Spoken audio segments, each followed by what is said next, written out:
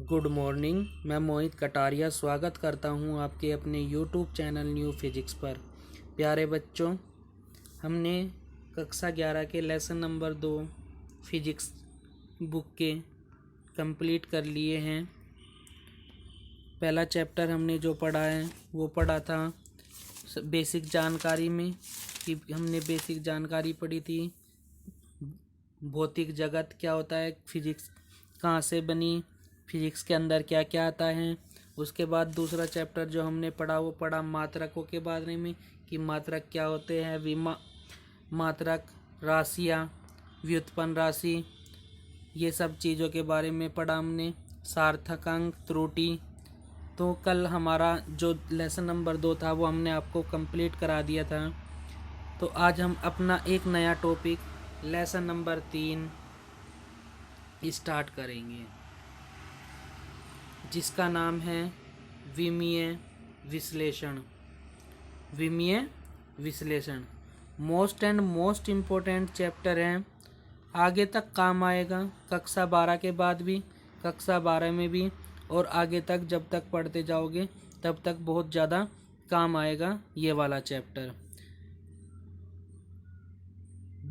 कक्षा 12 में इस वाले चैप्टर से 2 से 3 नंबर का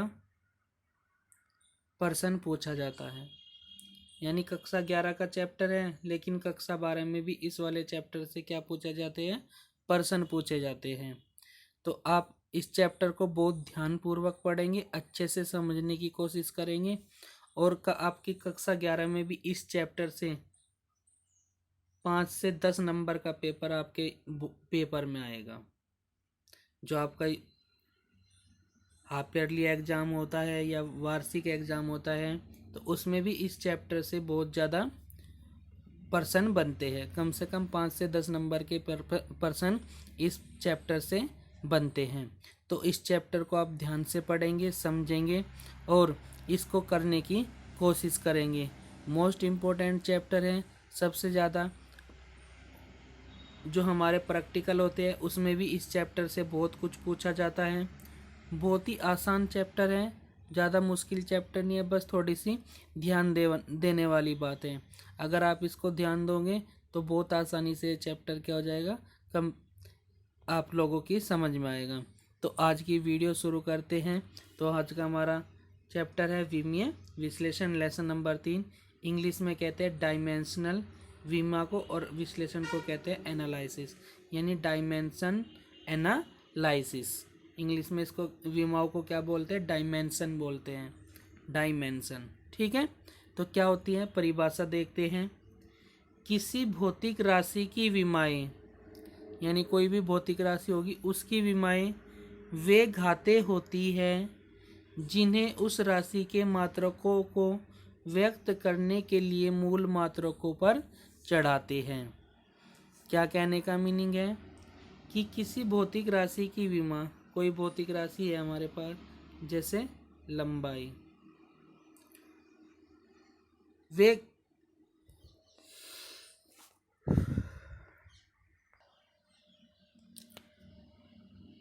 किसी भौतिक राशि की विमाएं वे घातें होती है जिन्हें उस राशि के मात्रकों को व्यक्त करने के लिए मूल मात्रकों पर चढ़ाते हैं। ठीक है, समझते हैं क्या कहना चाह रहे हैं, कि किसी भौतिक राशि की विमाएं वे घातें होती हैं जिन्हें राशि के मात्रकों को, जैसे राशि का मात्रक, जैसे लंबाई का मात्रक हमने आपको क्या बताया था, मीटर। ठीक है, मीटर को व्यक्त करने के लिए मूल मात्रकों पर चढ़ाते हैं। मीटर किसका मात्रक है, लंबाई का।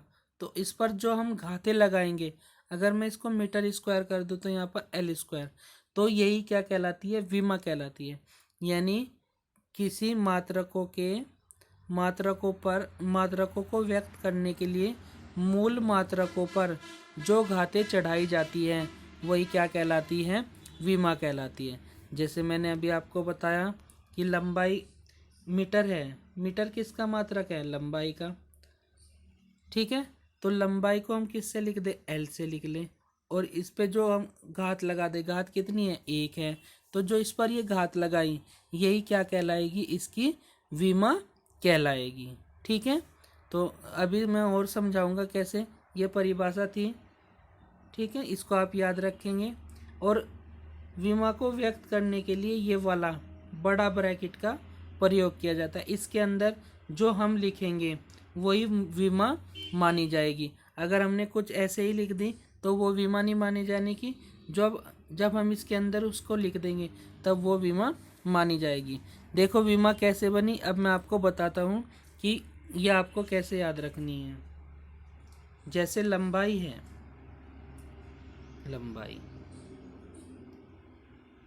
लंबाई को इंग्लिश में क्या कहते हैं? लेंथ, ठीक है। तो जो लेंथ का पहला अक्षर है ये वाला, इसको हमने निकाल लिया अलग और इसको एक ब्रैकेट में रख दिया, तो ये बन गई लंबाई की विमा। किसकी विमा बन गई? लंबाई की विमा बन गई, ठीक है। इसी तरह से द्रव्यमान को हम क्या कहते हैं? मास कहते हैं। इंग्लिश में क्या बोलते हैं? मास। तो मास का हमने क्या ले लिया? m ले लिया। तो ये किसकी विमा बन गई? द्रव्यमान की विमा बन गई, ठीक है। इसी तरह से समय को हम क्या लिखते हैं? टाइम का हमने क्या ले लिया? Capital T। तो ये किसकी विमा हो गई? समय की विमा हो गई। एक होता है ताप, टेम्परेचर भी T से बनता है, लेकिन इसकी विमा T न होकर क्या होती है? थीटा होती है। याद रखेंगे क्या होती है? थीटा। तो ये कुछ सामान्य विमाएं होती है और इनकी सहायता से ही हम सारी विमाएं बनाते हैं, ठीक है। और अब एक नोट, तो ये लंबाई की विमा L याद रखेंगे, द्रव्यमान की विमा M और समय की विमा T और ताप की विमा थीटा। तो इसको हमें याद रखनी है, इनसे ही हम सारी विमाएं बनाएंगे। अगर ये आपके याद होगी तो आप किसी की भी विमा बना सकते हैं। मैं आपको विमा बनानी सिखाऊंगा, कैसे हम किसी भी राशि की क्या बना सकते हैं? विमा बना सकते हैं। अब बात आती है कि लंबाई की विमा तो L होगी। अगर सर चौड़ाई दे दे उसकी विमा क्या होगी? ऊंचाई दे दे उसकी विमा क्या होगी? दूरी दे दे उसकी विमा क्या होगी? अब मैं आपको एक छोटी सी चीज़ बता रहा हूँ, जिसका भी मात्रक मीटर होगा उसकी विमा हमेशा क्या होगी? L होगी, ठीक है।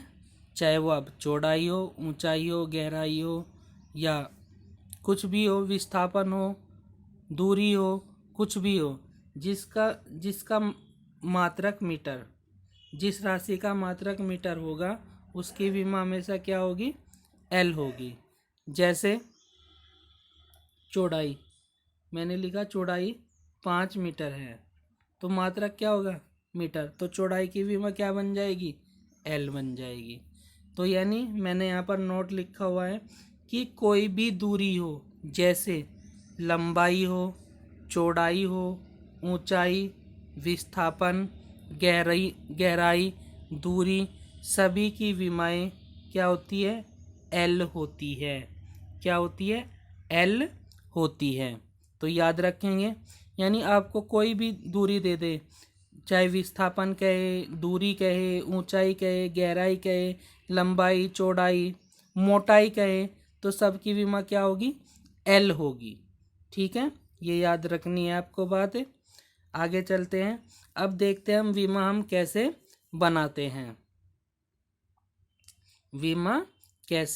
बनाते हैं। तो क्षेत्रफल की विमा बनानी है मुझे, कि क्वेश्चन आता है कि क्षेत्रफल की विमा क्या होती है। तो सबसे पहले उसका हमें फॉर्मूला आना चाहिए। सबसे पहले क्या पता होना चाहिए? उसका हमें फॉर्मूला पता होना चाहिए। तो क्षेत्रफल का फॉर्मूला क्या होता है? लंबाई गुना चौड़ाई होता है। लंबाई की विमा अभी हमने पढ़ी, क्या पढ़ी? L पढ़ी। चौड़ाई की विमा भी क्या पढ़ी? L पढ़ी। तो L क्या हो जाएगी? L² हो जाएंगे। और मैंने आपको बता दिया कि विमा को इस ब्रैकेट के अंदर लिखेंगे तभी वो विमा मानी जाएगी। अगर हमने ऐसे लिख के छोड़ दी तो वो विमा नहीं मानी जाएगी। ये हमारा क्या हो जाएगा? गलत हो जाएगा और ये हमारा सही होगा, ठीक है। तो विमा हमेशा कैसे में लिखनी है? बड़े ब्रैकेट में लिखनी है इस वाले में, ठीक है। बिना ब्रैकेट के विमा नहीं मानी जाएगी। तो इस तरह से क्या बन गई हमारी ये क्षेत्रफल की विमा। तो आपसे कोई पूछे क्षेत्रफल की विमा तो निकाल के दिखा दोगे, और डायरेक्ट पूछे तो अब आपको ये याद भी करनी है, साथ की साथ माइंड में सेट हो जानी चाहिए कि क्षेत्रफल की विमा एल स्क्वायर होती है, क्योंकि ये विमा एक दूसरे के क्या होगी, एक दूसरे के रिलेट करेगी, आगे आगे काम आएगी। आयतन की विमा पूछे कोई, आयतन क्या होता है, लंबाई चौड़ाई ऊंचाई होता है। तो अभी मैंने बताया लंबाई की विमा एल, चौड़ाई की विमा भी एल, और ऊंचाई की विमा भी एल। तो क्या हो जाएगा, एल क्यूब हो जाएगा, 3 एल की घात कितनी हो जाएगी, 3। तो आयतन की विमा कितनी होगी, एल की घात 3। तो जो घातें हमने चढ़ा रहे हैं वही क्या है, उसकी विमा है। वेग की विमा पूछे तो वेग बराबर होता है विस्थापन बटे समय। क्या होता है, वेग बराबर विस्थापन बटे समय।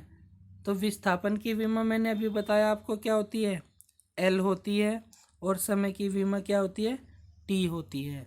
ठीक है, तो दोनों की विमा लिख ली। अब इस टी को नीचे से ऊपर लेके जाएंगे तो ये हो जाएगा एल टी माइनस 1। ठीक है, हमेशा हम जो विमाएं लिखते हैं वो इस ऑर्डर में लिखते हैं, पहले एम लिखते हैं, फिर एल लिखते हैं, फिर टी लिखते हैं, फिर कोई अन्य राशि हो उसको हम लिखते हैं। तो ये हमारी फॉर्म होती है लिखने की। सबसे पहले एम द्रव्यमान की विमा लिखी जाती है, उसके बाद लंबाई की, समय की, फिर अन्य कोई राशि हो उसकी लिखी जाती हैं। अगर एम नहीं है तो एम को छोड़ देते हैं, जो बचता है उनको ही लिख लेते हैं। तो ये सीधी फॉर्म होती है हमारी राशि लिखने की। तो यहाँ से वेग की विमा कितनी होगी, एल टी माइनस 1। याद रखोगे, एल टी माइनस 1। निकालने का तरीका भी मैं आपको बता रहा हूँ और आपको कैसे याद रखनी है। चाल की निकालनी हो, चाल बराबर क्या होता है, दूरी बटे समय। तो दूरी की मात्रक एल अपॉन और समय का मात्रक टी, समय की विमा क्या होगी, टी। तो यहाँ से क्या बन गई, ये एल टी माइनस 1 बन गई। ये भी टी ऊपर चला जाएगा। तो चाहे वेग की विमा कहें चाहे चाल की विमा कहें, दोनों की विमा क्या होती है, बराबर होती है, समान होती है। ठीक है, यहाँ तक चीज़ें समझ में आ रही है। अब पूछे त्वरण की विमा बताओ। त्वरण होता है वेग परिवर्तन बटे समय। अभी हमने वेग की विमा निकाली एल टी माइनस 1, तो ये याद रखनी पड़ेगी क्योंकि ये एक दूसरे के क्या आएगी, अब आगे आगे एक दूसरे से काम आती चली जाएगी। वेग की विमा हमने निकाली ली एल टी माइनस 1, समय की टी, टी को नीचे से ऊपर भेजेंगे तो माइनस का 1 और हो जाएगा। तो माइनस का 1 और माइनस का 1 कितने हो जाएंगे, माइनस के 2, यानी एल टी माइनस 2। तो त्वरण की विमा क्या होगी, एल टी माइनस 2 हो जाएगी। ठीक है, त्वरण की विमा एल टी माइनस 2। बल की विमा पूछें, बल होता है द्रव्यमान गुणा त्वरण। ये फॉर्मूला पढ़ा होगा, F बराबर ma, यानी द्रव्यमान गुणा त्वरण क्या होता है, बल होता है। तो द्रव्यमान गुणा त्वरण, द्रव्यमान की विमा अभी ऊपर बताई m होती है, त्वरण की विमा अभी हमने निकाली कितनी होती है, एल टी माइनस 2। तो दोनों को इकट्ठा करके लिख देंगे तो विमा बन जाएगी एम एल टी माइनस 2। ठीक है, यहाँ तक। कार्य की विमा, कार्य होता है बल गुना विस्थापन। ये फॉर्मूला पढ़ा होगा, W बराबर F इंटू डी, बल गुना विस्थापन का कार्य होता है। तो बल की विमा लिखेंगे, बल की विमा हमने ये निकाल ली। अब आपके ये सारी विमाएं याद हो जानी चाहिए, इनको इतनी अच्छे से तैयार करना है, पढ़ना है कि ये आपके बहुत अच्छी तरीके से मुजबानी याद हो जाए, निकालने की जरूरत ना पड़े।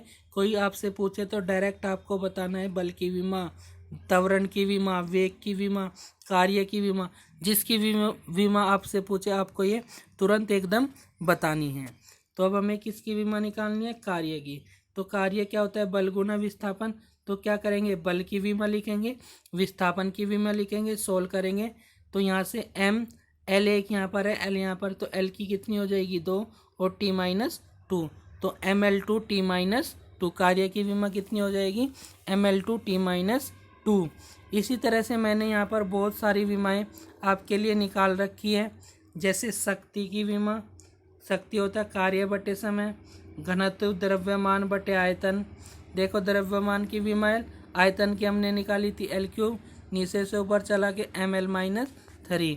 इसी तरह से संवेग, आयतन, गतिज ऊर्जा, स्थितिज ऊर्जा, इन सब की विमा मैंने निकाल कर रख रखी है। तो बाकी विमाओं को आप खुद निकाल के देखेंगे यहाँ से, जितनी मैंने समझाई, और ये इतना आप काम करेंगे। तो इसके बाद कल हम फिर आगे यहाँ से और आपको विमा निकालने सिखाएंगे कि कैसे विमा निकालते हैं। फिर हम पढ़ेंगे विमा का क्या काम है, क्यों हम विमाओं को पढ़ते हैं, किस काम में विमा आती है। तो बहुत सारी चीज़ें इसके अंदर है। तो अभी पहले आप ये सीखो कि कैसे विमाएं बनी, ये आपको याद होनी चाहिए। ये जो लिखी है डायरेक्ट याद होनी चाहिए, लंबाई की, द्रव्यमान की, समय की, ताप की, और फिर कैसे हमने विमा बनाई। और ज़्यादा से ज़्यादा अपनी बुक से भी विमा करने की कोशिश करना। और कल मैं और आपको इससे आगे आपको विमा कराऊंगा। आप अपना यहाँ तक का इसको कंप्लीट कर लेना, स्थितिज ऊर्जा तक। मैंने सारी विमा लिख रखी है कैसे बनी है। तो आज की वीडियो में इतना ही। वीडियो अच्छी लगी तो वीडियो को लाइक करना, शेयर करना, और ज़्यादा से ज़्यादा वीडियो को कमेंट करना, जिससे हमें आपका पता चल सके कि आपको कहाँ पर दिक्कत आ रही है। तो आप कमेंट करके लाइक ज़रूर किया करें। आपके लाइक से ही हमें मोटिवेशन मिलता है कि हम वीडियो कैसी बना रहे हैं, हमारा पढ़ाया हुआ आपके लिए काम आ रहा है। तो आप जितना ज़्यादा लाइक करेंगे उतना ही हमें वीडियो बनाने में और भी मज़ा आएगा, और आपको पढ़ाते हुए भी। तो आज की वीडियो में बस इतना ही।